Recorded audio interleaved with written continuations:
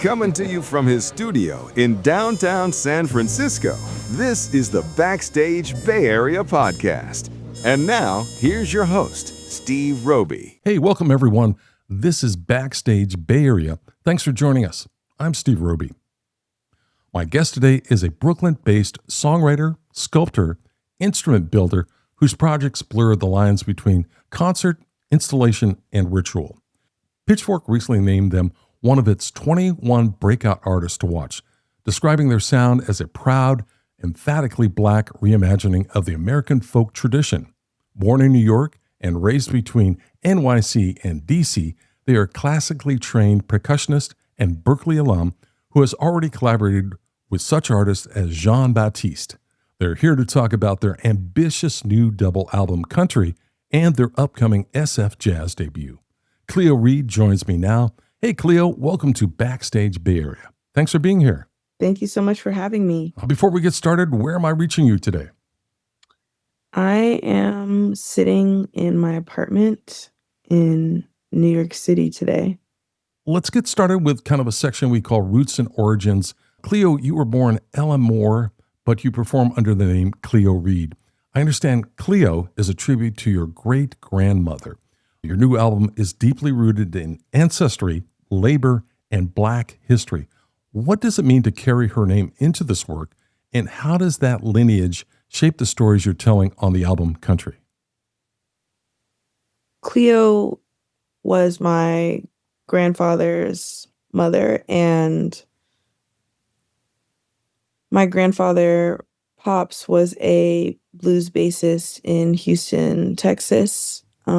My family was originally from Beaumont, Texas, and he was honored by the Houston Blues Society before he passed away. And so when I was growing up, even if I was growing up playing at community centers or on the street or playing percussion in orchestra or doing sound design in college or what have you, I always carried this desire to form a deeper connection with these roots in kind of blues and folk storytelling traditions. Mm-hmm. And I think because my parents are writers, I think it was always going to become a part of who I was. And Cleo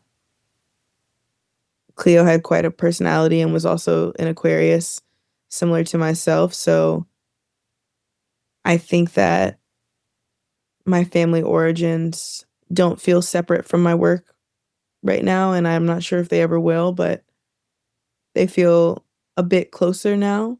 I find a way to weave my own stories of liberation and my own desires, I think, into the work, but they're always watching, so. That's nice. Thank you. Well, let's talk about your current project. Cuntry, the double album, is a major undertaking. It's a split between American folk traditions and a darker dystopian electronic space. You've described the project as kind of a state of the union, a response to chaos, labor, and survival in America.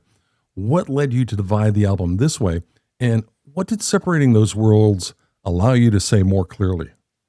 That's a great question. I'm glad that you asked that. I feel like I've never thought of those parts of my life as separate. When I was growing up, my high school was in the Lower East Side, and I was very much a part of like the downtown punk and electronic scene, growing up, and got to see so many amazing artists, and, would sneak out of the house and watch, whether it be a Rat King concert or I was obsessed with like Beach House, and I loved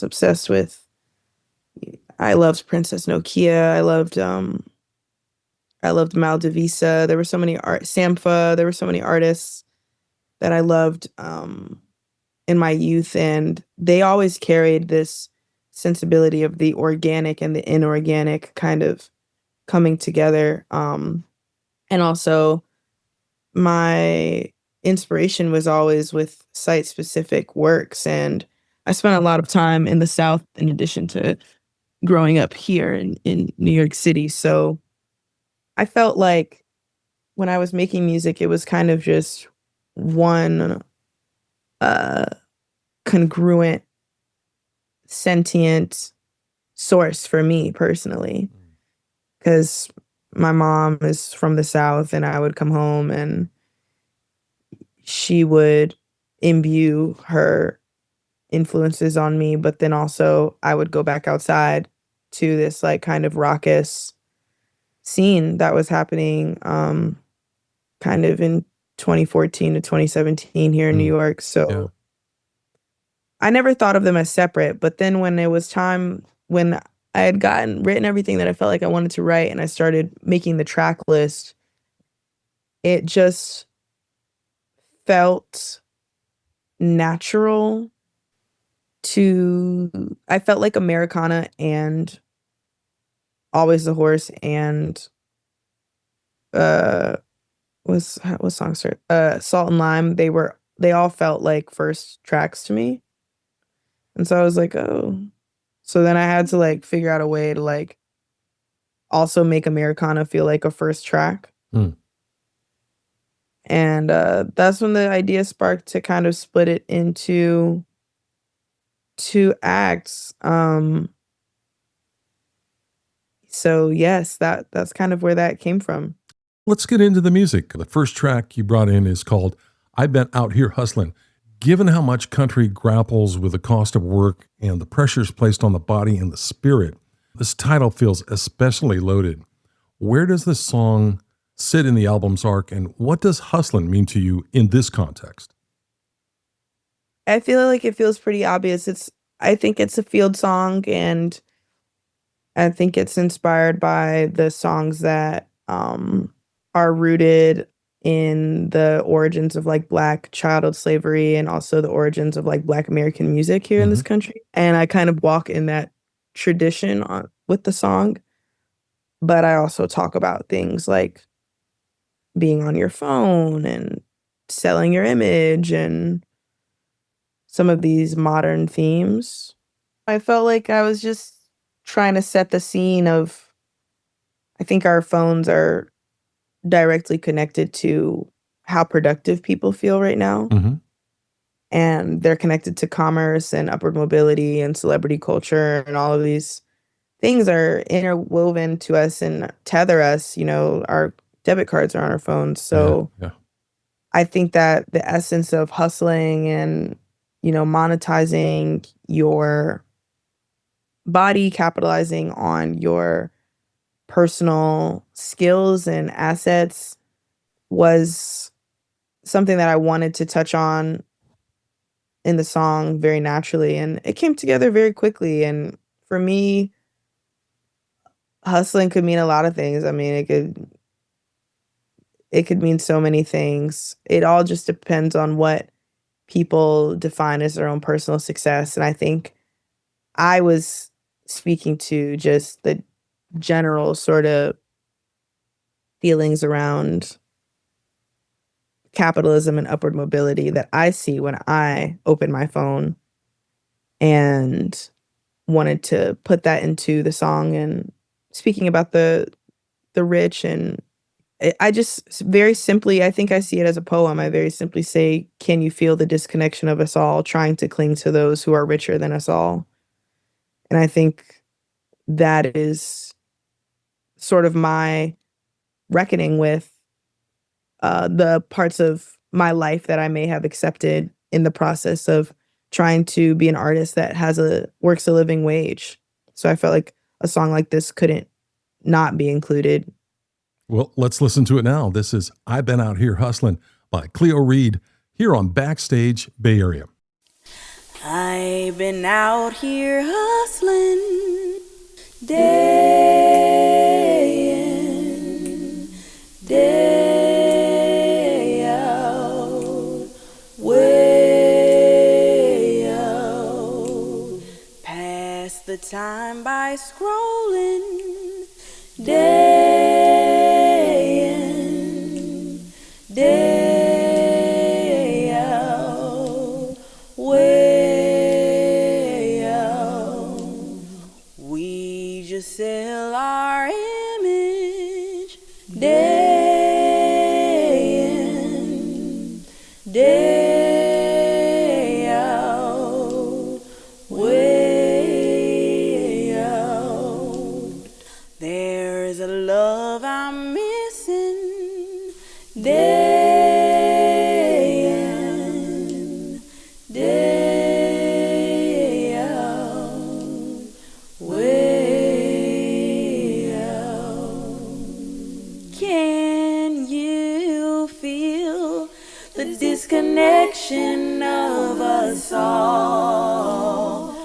trying to cling to those who are richer than us all.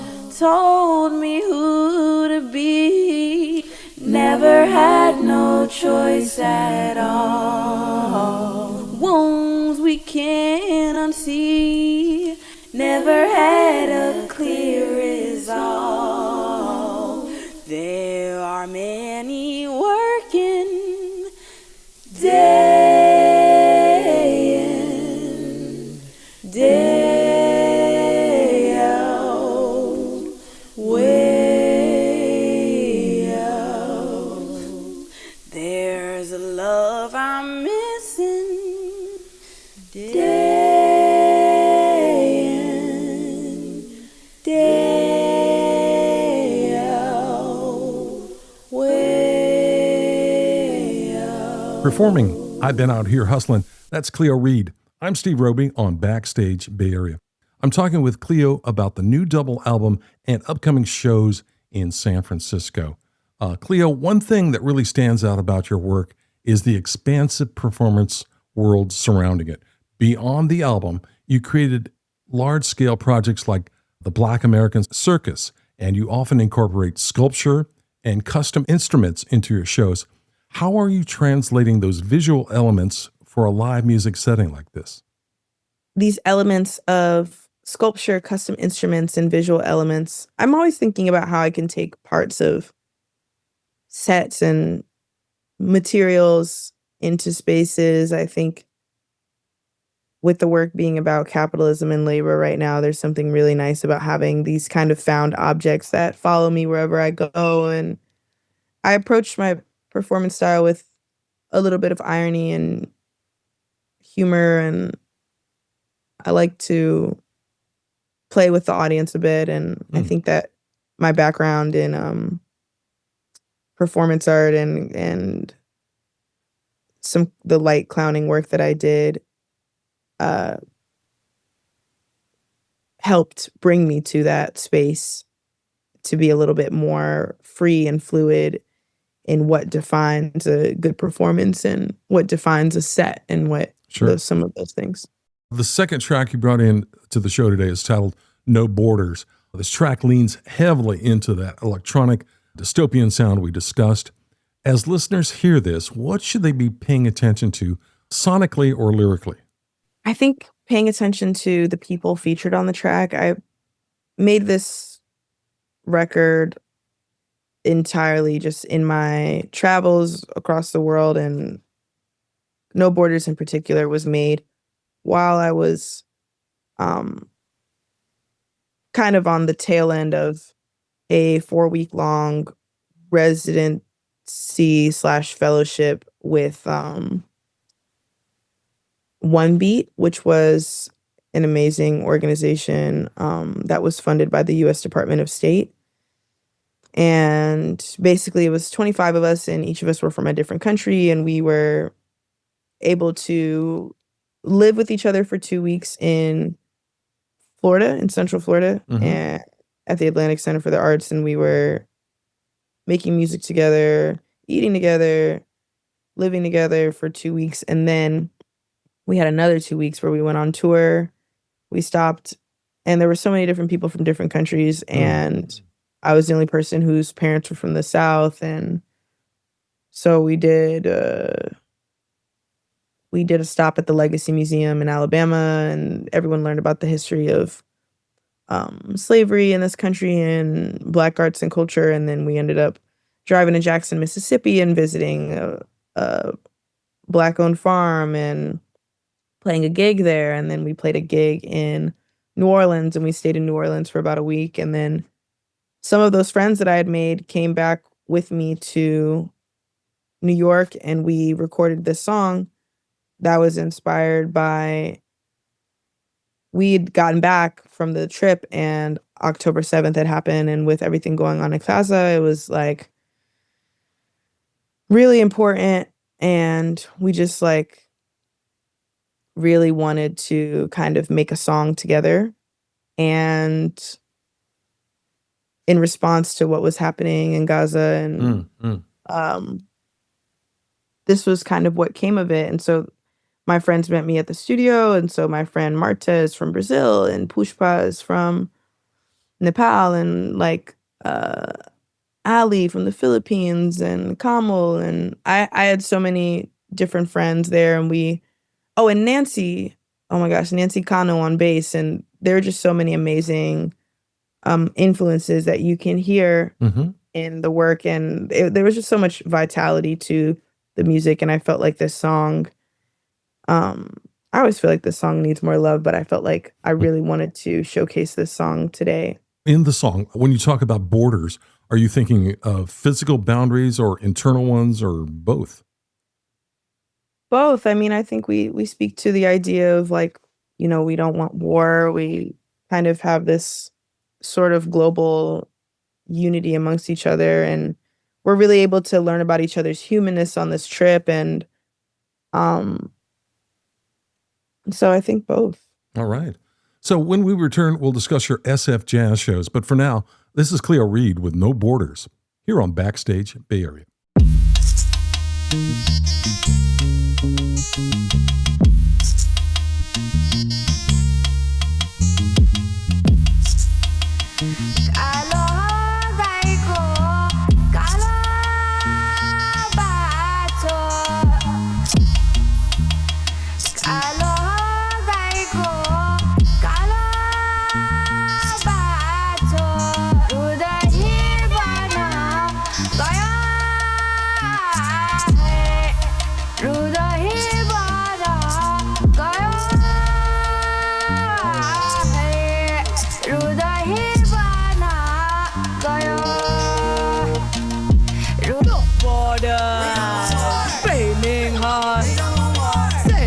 Free.